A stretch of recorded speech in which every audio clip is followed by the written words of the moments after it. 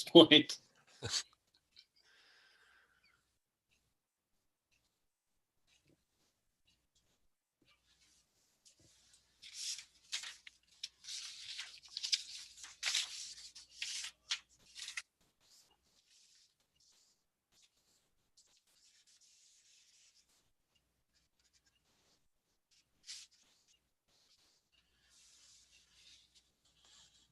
Alrighty. It now being 8:30, I'm going to go ahead and call the Highway Committee to order. Call the roll. Everybody's here, plus Christovan, Public Works Director John Swirsky, and of course, County Board Chair Dave Bartlett. Moving on to approval of the minutes. Does anyone want to make a motion on that?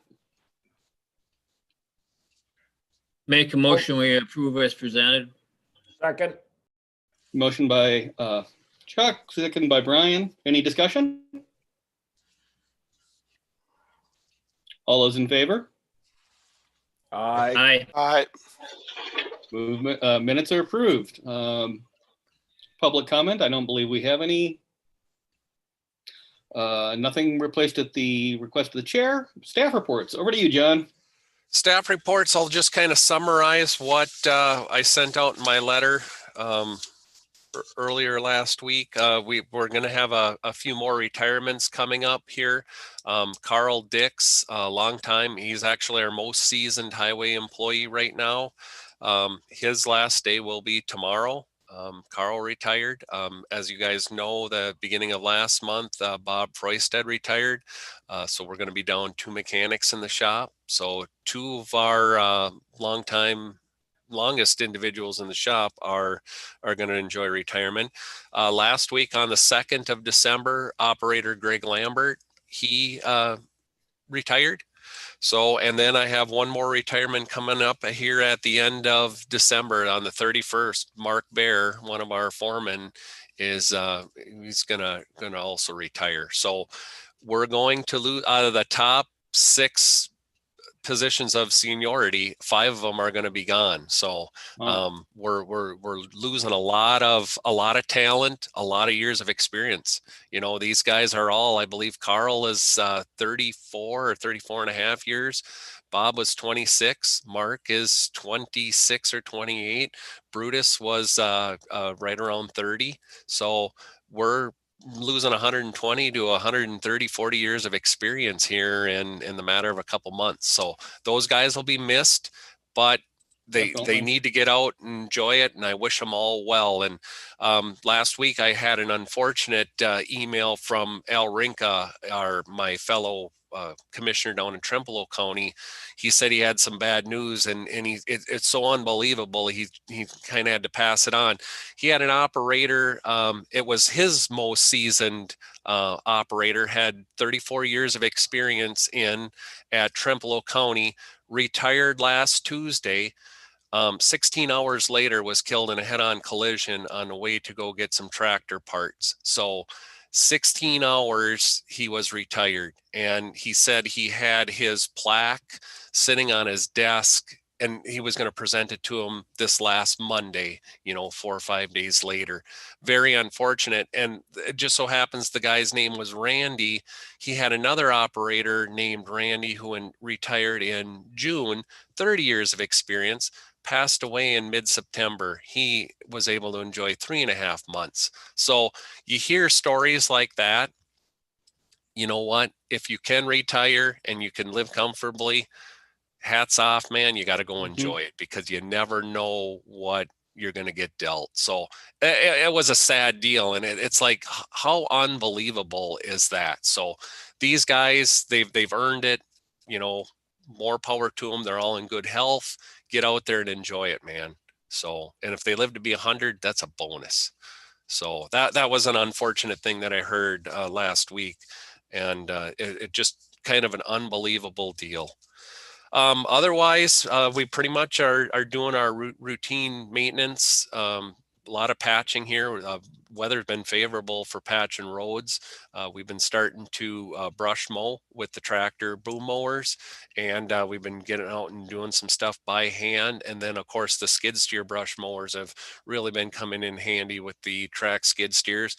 able to cover a lot of ground in short order with those skid steers. We finished winter salt sand production out at the Albright pit. We should have plenty, especially now if we dodge the bullet here between now and the end of the year.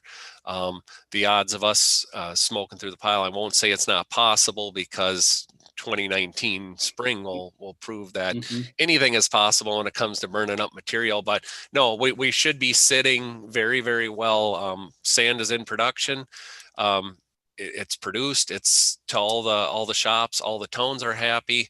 And if any of the tones need refreshers, if something does turn for the worst, we got plenty to supply before we'd have to remix. So that went very well this year. We have the installation of the high capacity brine maker that the state is going to purchase for us. COVID has shut down the Henderson plant down in Manchester, Iowa. So that has been delayed. It was supposed to ship on the 16th. I believe it won't ship until the week of the 21st or 23rd. So now we're looking at installation January 4th instead of the 21st. So we're pushed back a couple weeks on that. We still have our current brine maker in producing brine, so we're not dead in the water. We have facilities came over and looked, and we need to do extension of a water line and then 3 electrical drops. So I had Scott and Greg come over, take a look, see where we can tap into. We got some empty spaces in one of the electrical panels. Scott ordered up all the conduit and electrical parts, so we're able to do all of that in-house. Definitely save some money here from the contractors. So now that we got another week or two of cushion, the guys can get that all prepped, and then as soon as TR Miller from Casper Truck gets here to install it, we should be ready for that. So otherwise, the shop, considering that we've had one retiree and one more retiree here at the end of this week, the shop operations have been going exceptional all summer. Those guys have been turning out trucks left and right. We've been doing more preventive maintenance now. We haven't had any major stuff.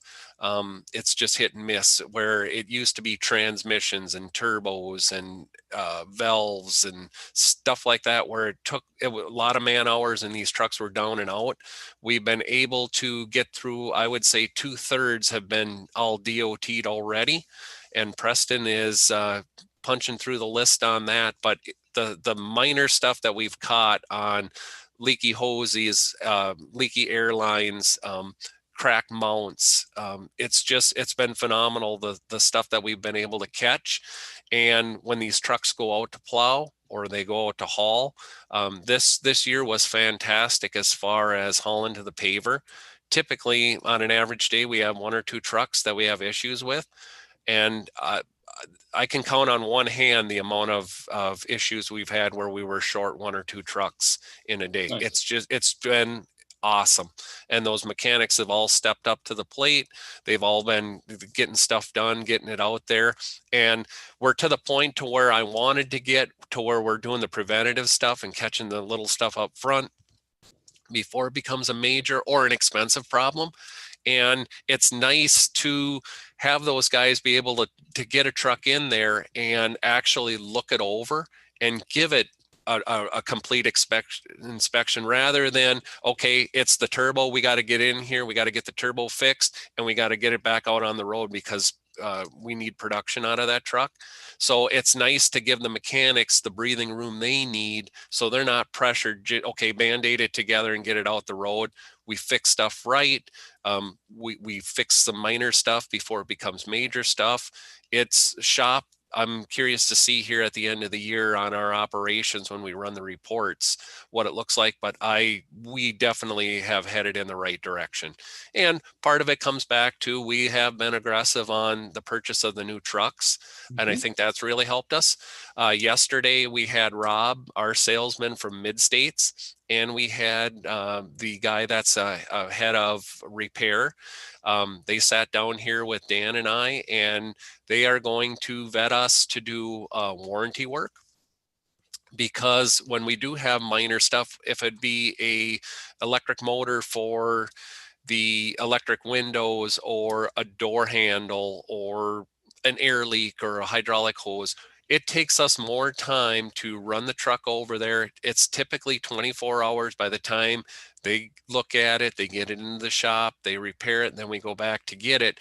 And we don't want to do transmission work and rebuilds, the major stuff. We would still send all that stuff over there. But if it's just a blown hydraulic hose or a starter, alternator, a belt, they're going to vet us, and then they're going to reimburse us for our time and run it through, and we're going to be able to do most of the warranty work here, which is going to be a huge time saver. It's going to help us on, we're going to still get paid to fix the truck, but we're going to just save money by not having to chase two guys over and drop trucks off and take truck out of service for a day or two by running it over there, waiting for them to fix it and then go picking it back up. It's going to streamline it. So again, we're moving in the right direction, and this is going to be a win-win for everybody. Navistar won't have to have that truck sitting in their lot and their mechanics look at it. We're going to have it back in a timely manner, and I believe save money all around because we're not chasing, dropping them off and picking them up. So we're still waiting for our tandem plow truck. Rob had talked to Craig down in the shop at Universal, and our truck is scheduled to go in this week. They were waiting for some hydraulic components, but it still looks like it's going to be the first week of the new year before we receive our last state tandem. That's the last truck of the year. So otherwise, that's pretty much all I have on shop operations. Excellent. Anyone have any questions? Just a comment. Rob also volunteered you guys to do warranty on our new truck.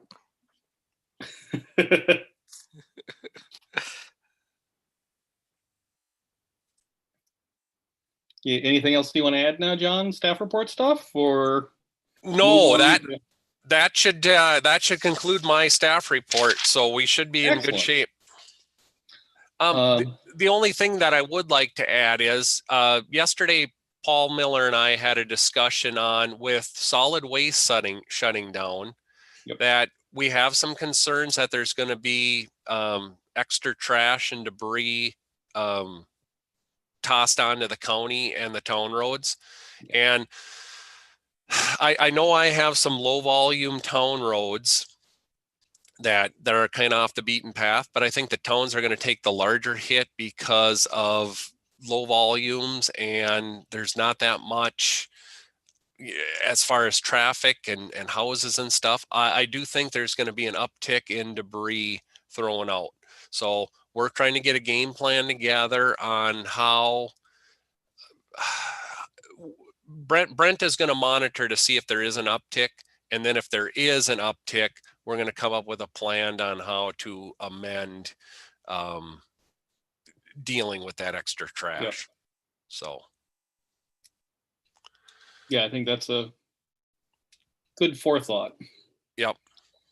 Okay, on to the next item on the agenda then. That'll be a review with vouchers.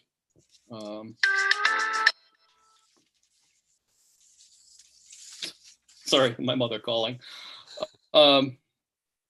Anybody have any comments or questions on the vouchers? Well, then I would entertain. I have one. Brian. You're muted again. Olson explosives for 24,000. What are you blowing up, John? The fender pit. We did our biannual blasting out there again. So it used to be Dole Explosives. Now they sold out. And now it's Olson. But yeah, that was for our blasting out at Fender Pit.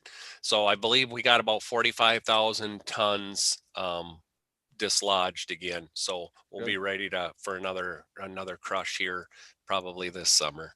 Thank you. Anyone else? All right, then I would. I move to accept the vouchers. Thank you, Randy. Second, Seconded. Chuck. We've pretty much just covered the discussion, so I guess I'll go ahead and ask for a vote on that. All in favor? Aye. Aye. Aye. Any opposition?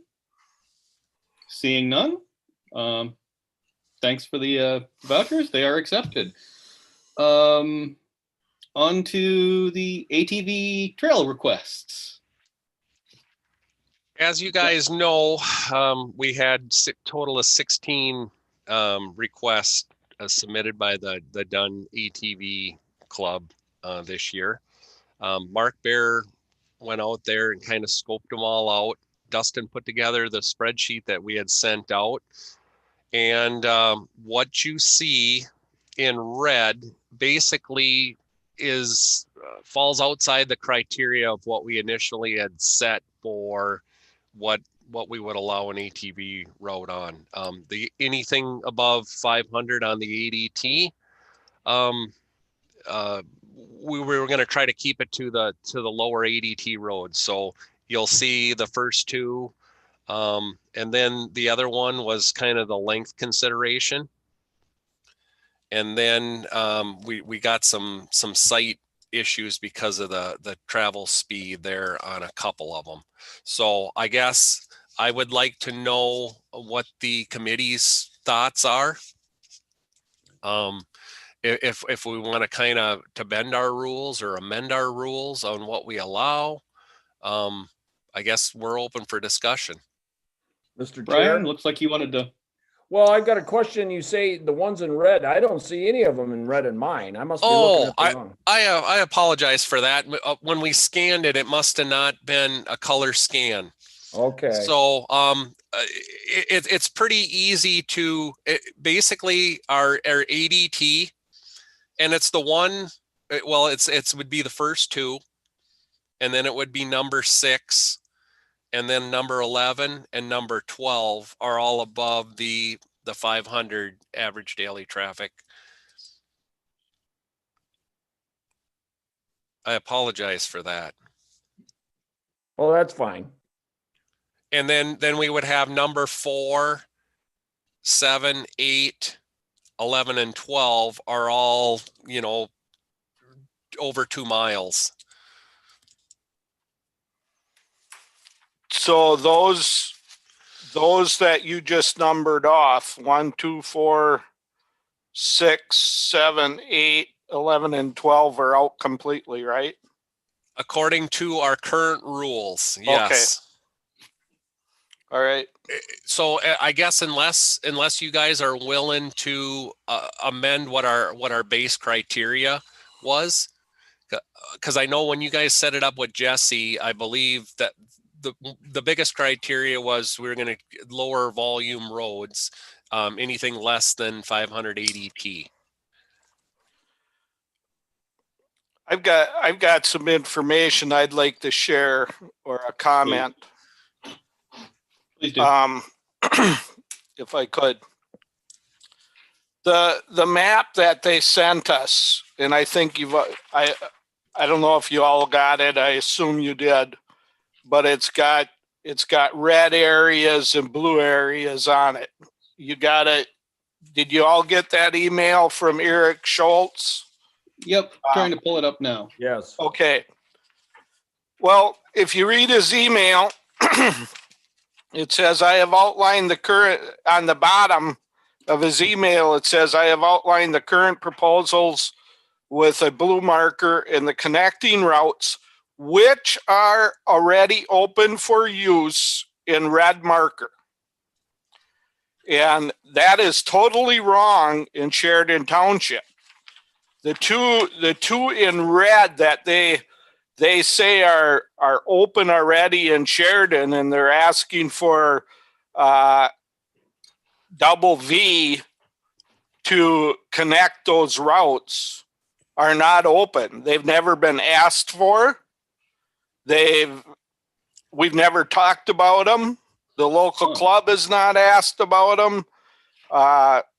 No residents have asked about them, period. And I checked with all the supervisors last night just to be sure, and our town patrolman to be sure that that was the case. So when we get this sheet and we see all these red markers and they want to connect from a, on a county road from a red road route, which ones I can believe and which ones I can't, because definitely the ones in Sheridan are not true. And I just wanted you guys to realize that, because it really disgusts me. I know that these clubs have to start someplace to get a road route. They either have to start with the county or they have to start with the town. But they shouldn't tell the other one that they've got the go-ahead from one when they don't. And, the one up in, if we okay the stuff on Double V in Sheridan Township, there's no way to get there at this point because they haven't asked for them. Now, our history in our town is that we've pretty much gone along and opened any road they've asked for, as long as they're willing to pay for the signs, and we feel that that road is okay to go on. Most of our roads are that way, so I don't see a problem with opening our roads, but I don't like being told that we've got that go ahead already when we don't. And I just wanted the rest of the committee to realize that probably not all the red routes are open already. That's very concerning and good to know. What is our baseline? Do we have to get a hold of all the towns and to get an accurate map, I guess? It sounds like we might need to do that, yes. Yeah, it's unfortunate we can't go with what they've got proposed there, on their map, but I know it's not right. So I would suggest in Sheridan Township not to open them at this time. And our patrolman has a lot to do with the club in Prairie Farm Ridgeland, and I know that's right on the county line, but he's the president of the snowmobile part of it, but they work together. Mm-hmm. And they're one club kind of split, but he had no idea that they were even asking for that. In fact, he thought some of that was wrong. He thought they were going to ask for something else. So, I just wanted you guys to know that it's not completely accurate. John? Yes. Would you be willing to follow up with the townships on that? That's what I think I'll do, is I'll reach out to all the town chairs to see, and I know some of them were either fully open or fully closed, so those will be no-brainers, but reach out to everybody and say, where are ATVs allowed in your town? And then I can go through our minutes and figure out what we have allowed thus far and probably generate an accurate map to what we know is basically gospel right now, where ATVs are allowed. And then we'd have a baseline to know what's golden and what can tie into and what exists and what doesn't exist. Is that a reasonable?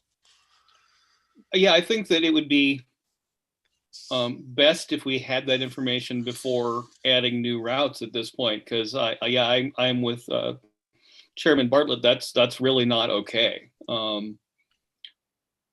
I'm perfectly happy to accommodate them on roads where it is safe to do so, and we're doing the minimum length and we are connecting up routes. But I'm really not very happy about, as Chairman Bartlett said, being told that these are connected routes for routes that already exist when they aren't.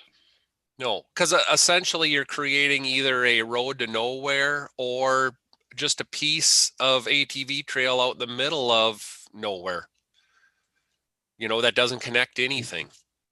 So I also agree with what Dave says.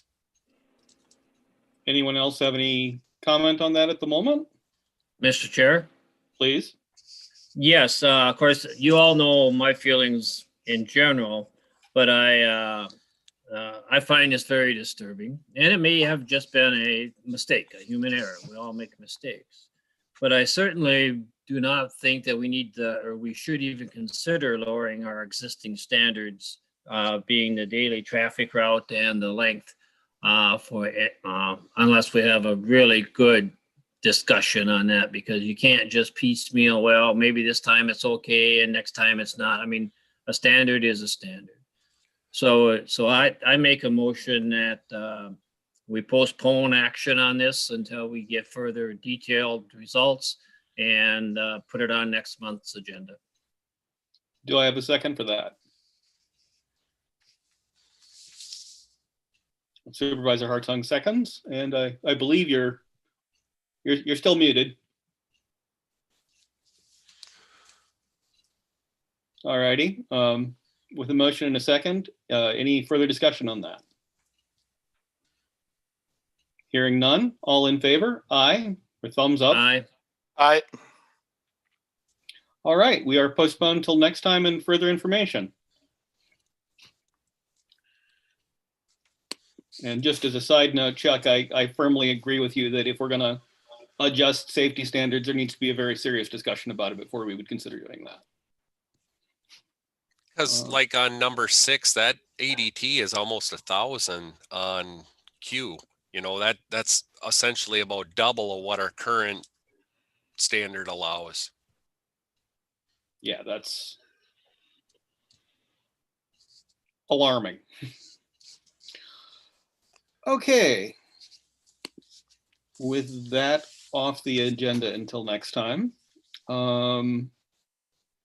looks like we are on to tandem axle truck equipment bids, unless anyone else has any further comment on the ATV routes at this time. Doesn't look like it, so truck bids. John. Dan and I opened truck bids here on Monday morning, and we typically only have 3 bidders. This time we had 4. There's kind of a new Wausau Truck Equipment is kind of a new deal in town. So it looks like from now on, we probably should have 4 competent bidders at the table. So after Dan put them all in a spreadsheet, our apparent low bidder for the tandem trucks, which would include the boxes, plow and wing, the pre-wet, and then the roto chains, with all the options, the apparent low bidder is Indian Head Truck Equipment here in Menominee, and that cost is $105,950. So Indian Head is our apparent low bidder, and I would look for a motion to that this will all take place in the 2021 budget after the trucks arrive. So we're looking at 105,950 times 2 to set up the 2 state trucks. So I would be looking for the motion for 105,950 times 2 and Indian Head Truck as a apparent low bidder, qualified low bidder. Make a motion, we approve the Indian Head bid. I'll second it. Motion by Chuck, second by Brian. Is there any further discussion? I presume as well as low bid, they meet all of the standards. Yes, we got to work out. They did leave out a time frame. They basically left that blank. So it would be upon verification that we can get it in a timely manner. Right now appears to be the only caveat.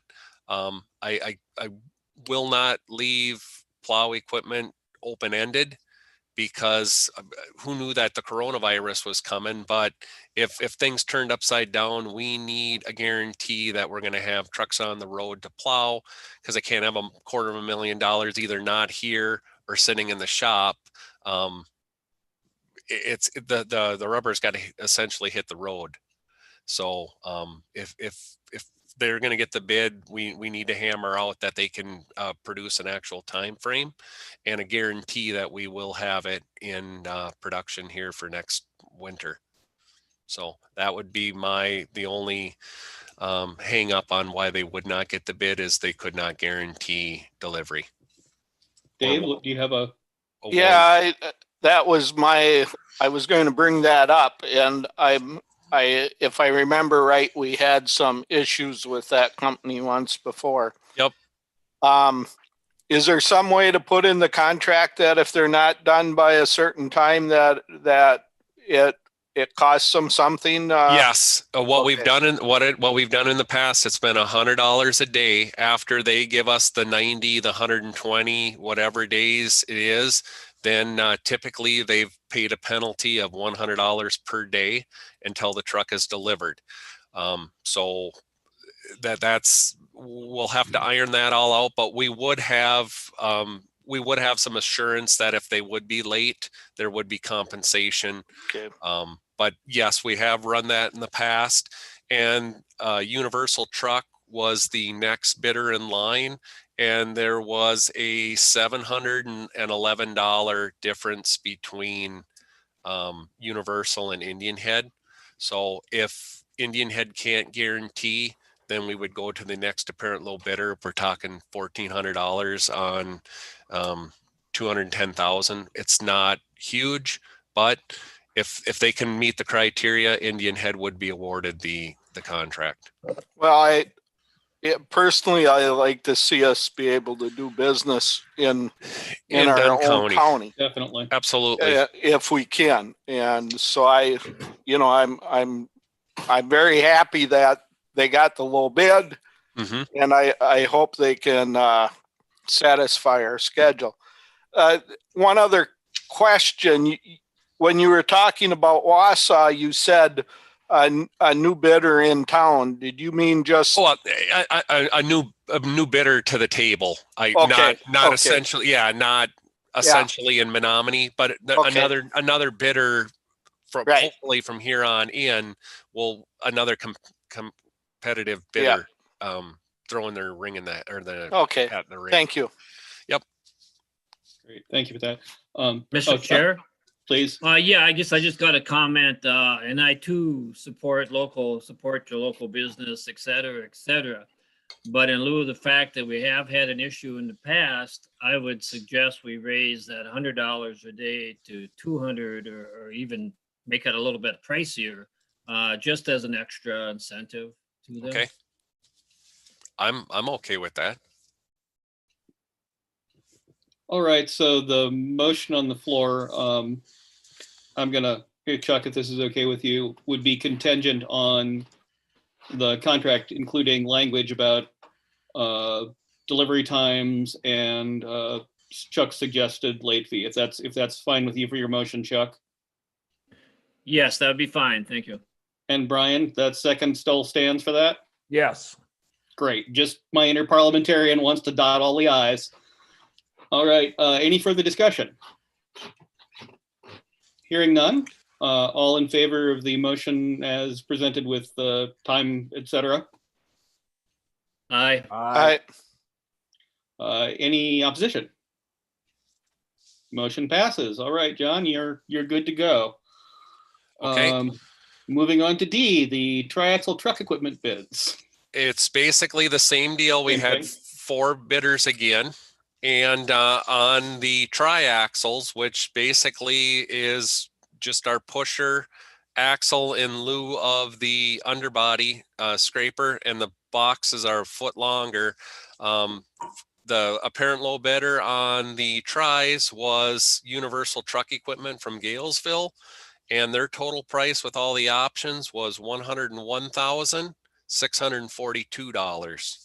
So there again, this would come out of our 2021 equipment budget after the chassis arrive and the bodies were built.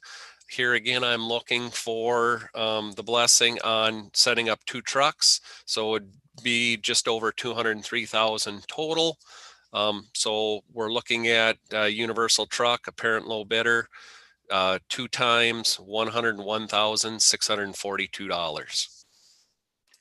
Who is the next low bidder? I guess my question is, where did Indian Head come in on that bid? On Indian Head was the second low bidder on the triaxles, and their bid was $107,750. So it's just over $6,000, about $6,108 to be exact, between number one and number two. So there was a little bit more of a spread between our two bidders on there than there was on the tandems.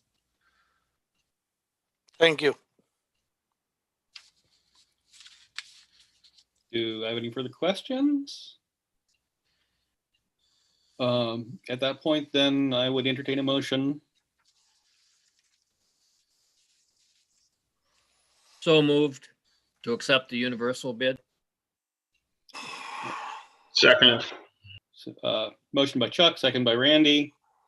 Any further discussion? Are we okay with having the same criteria as far as the delivery date and up the chart to kind of keep the playing field level for everybody? Are we okay with the $200 a day in? Yes. That Okay. seems very reasonable. So we show consistency. Absolutely. Okay. Yes. Thank Yep. you for bringing the point up. To hold each business accountable to the same level of standards.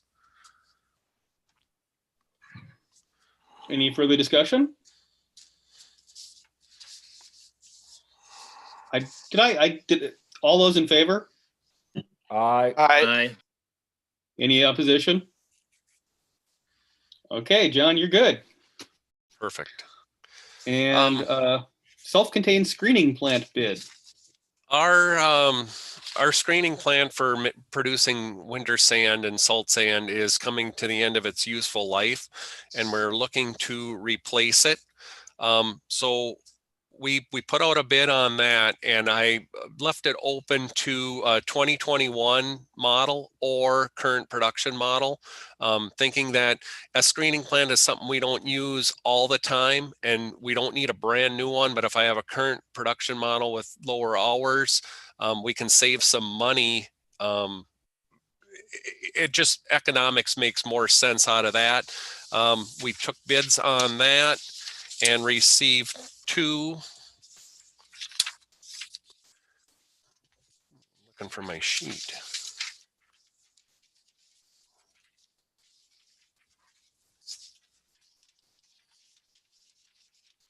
Oh, got it.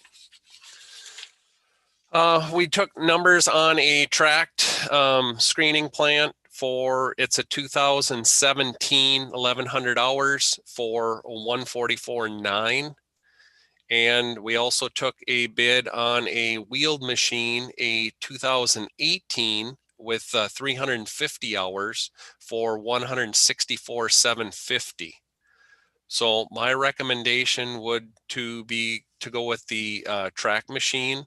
I actually had Toby, who pretty much is our crushing foreman and kind of heads up our winter sand production, take a look at it.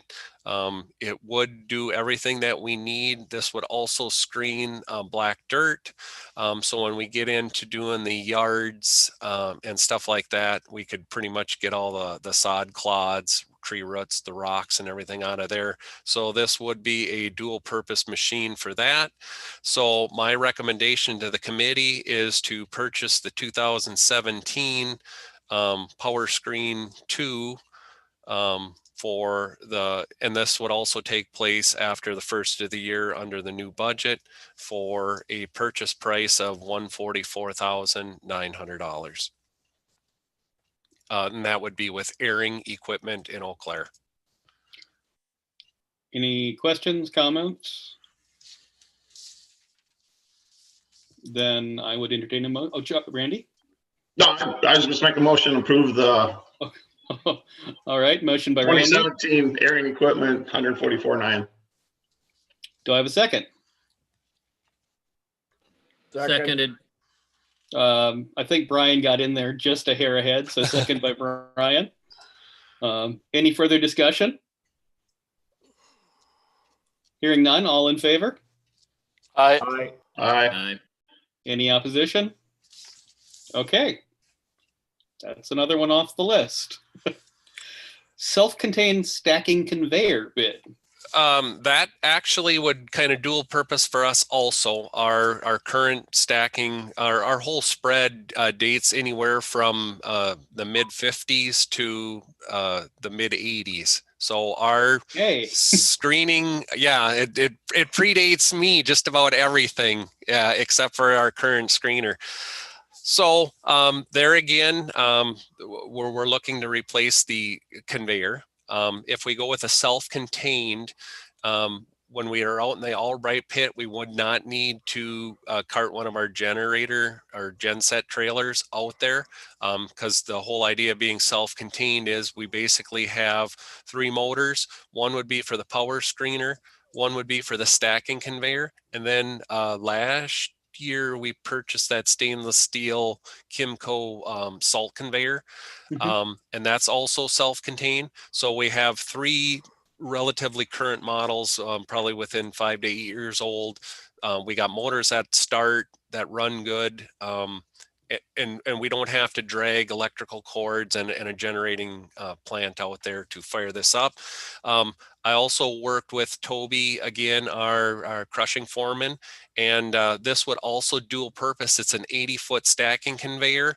When we do set up in the fender pit, where we're at between the face of the current working face of the quarry and where the plant is set up, this would allow us to basically leapfrog and make our crush pile farther away from the crushing plant, so it would eliminate a lot of loader work to cart the material off, because essentially we could use our big conveyor to leapfrog it to this little conveyor and then get it and stacked over there as efficient as possible. We're just eliminating a man, we're eliminating all that, the loader time, the fuel, and stuff like that. So we would be able to dual purpose it there. For here, I had my criteria the same thing, because I figured if we could find a good used one, we would entertain that as long as it's in a current production model. We ended up getting 1 bid on that stacking conveyor. That one was again through Airing Equipment in Eau Claire. And this is a 2018 MS80 self-contained stacking conveyor. And the price on that is $43,000. So my recommendation to the committee would be to purchase the stacking conveyor for $43,000. And again, that would fall under our 2021 equipment budget. We'd get that after the first of the year. Well, and sounds like, updating to something that's less than 40 years old is a great plan. Do I have any? The 1954, that's almost pushing, what, 60 years? You get like a classic car plate to put on that? I wish. Any discussion on that self-contained stacking conveyor?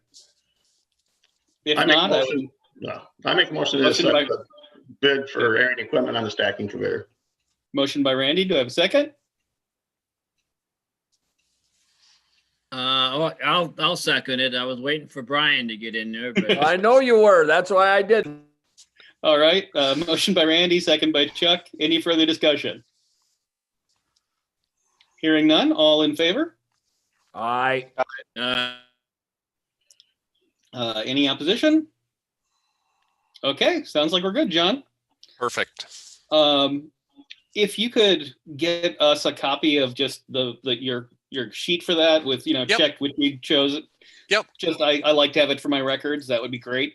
And then I know when Krista posts them on the internet, on the website for us, I'll send out what we basically send out to all the dealers that we normally deal with. And then Krista also posts it on the web for a free for all that anybody gets it. So as soon as Dan sends me a copy of the clean spreadsheet, I will send all that off and shoot an email form to you guys to review. If you got any questions, feel free to reach out to me. Yeah, probably Thank on you. all the equipment that we Yep. just okayed. Yep. Yep. All right. I'm looking at my agenda here, and we are winding down at this point. No consideration of resolutions or ordinances. Our next meeting should be January 13th. Does anyone else have anything they need to add to the meeting? I've got something I've been thinking about, and I don't know if I ever brought it up before, but when solid waste closes up, there'll be a loader out there that isn't that old, and I don't know if it's something that highway would be interested in. If it's newer than any of yours, because if it just goes up on auction, we might as well take advantage of keeping the best one. Yep. Whatever you think. I know you're a little bit familiar with it. I know the wheels would probably have to be switched from one or another, but they probably are all close to the same anyway. So Yeah, and I already had a conversation with Dan Nelson, and for a brand new set of tires and rims to fit that loader would be about 12.5. And I'm assuming he said that if we sold the landfill tires, I'm assuming we would, because they're not that old, 2-3 years old, because I think that's all that loader is. I would Right. believe that we would probably, it'd either be a net zero or possibly even have a little bit extra, because I know the landfill tires, I want to say, are 30 grand. yeah, So there's so quite a bit. I would think there would be some value, and we wouldn't necessarily have to, if we put them out to auction, obviously if we wouldn't sell them for 8,000. If there's that much value in them, then we'd hang tight and probably run them again. But the state is proceeding with the putting the salt storage shed out at the way station. So I love that, Kelly, because that's my thoughts too. Anyway, they are proceeding with that. They basically got some preliminary plans done. I think they've agreed on a preliminary layout, and I think they're in the design process right now. So that could happen as early as next year, next fall. So if that happens, we will be in the need of another loader. So I would really love to entertain the idea if we can do some sort of interdepartmental transfer.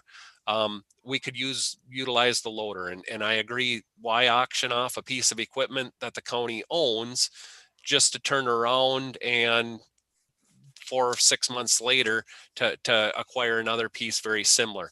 What I like about that, the loader out at solid waste, is it has the same type of quick coupler on the buckets and forks that we currently run on all of our loaders here in the yard. Kind of a specialty deal. And I know in the past when solid waste has had warranty issues with theirs, and even before they got their new loader and it was repair issues, they borrowed one of our shop loaders temporarily, just because of the what Fabco had for couplers isn't the same what they had. So all of their recycling boxes and dumpsters weren't compatible with anything Fabco would have loaned them. So that's why it also appeals to me, is because then all of our attachments would be universal within highway, and we wouldn't have to duplicate on some of our, especially like our salt pushers and some of the forks and stuff. It would make a lot more sense. So I would definitely be to entertain that, of acquiring that.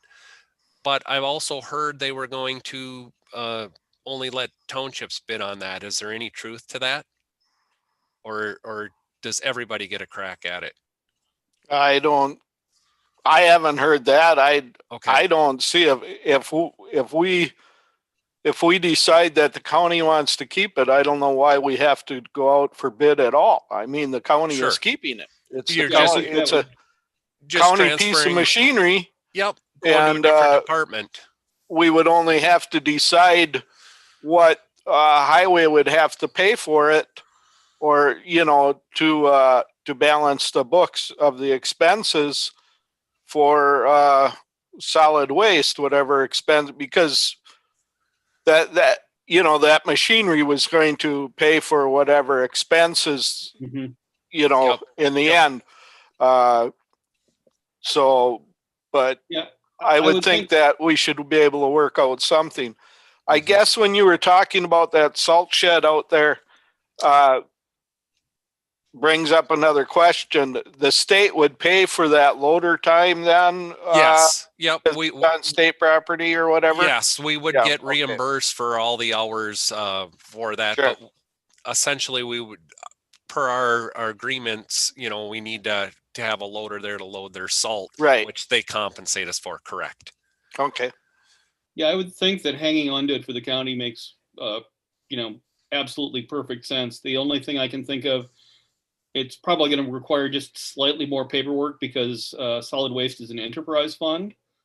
But other than that, I don't see it being I don't see that being a problem. I just suspect that, like Dave was saying, there'll be a little more paperwork involved. One more hurdle. Yep. Yeah, try to hang on to it if we can. Does that seem, sense of the committee? This isn't an item, just. Yeah, I mean, in the end, if we haven't, say in the end, when everything's done and we only have that loader left and the expense left out for solid waste is $50,000, then I think it's worth $50,000 to us. Mhm. I mean, I just don't understand why we would want to build an account up in something that's gone. So, Mhm. so I don't know. I don't know why we would even consider selling it if we need it. That sounds good. So, John, if you want to follow up on that, I think that's Okay. And I'm under the assumption we're probably going to be using that out at solid waste for 4 to 6 months yet. Yeah, So I not would like guess next- maybe through the first half of next year, before everything gets buttoned up out there and gets cleaned up and shipped away, they're going to need it.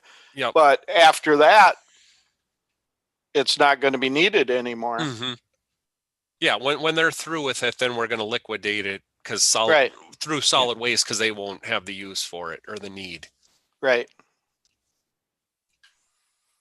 all right.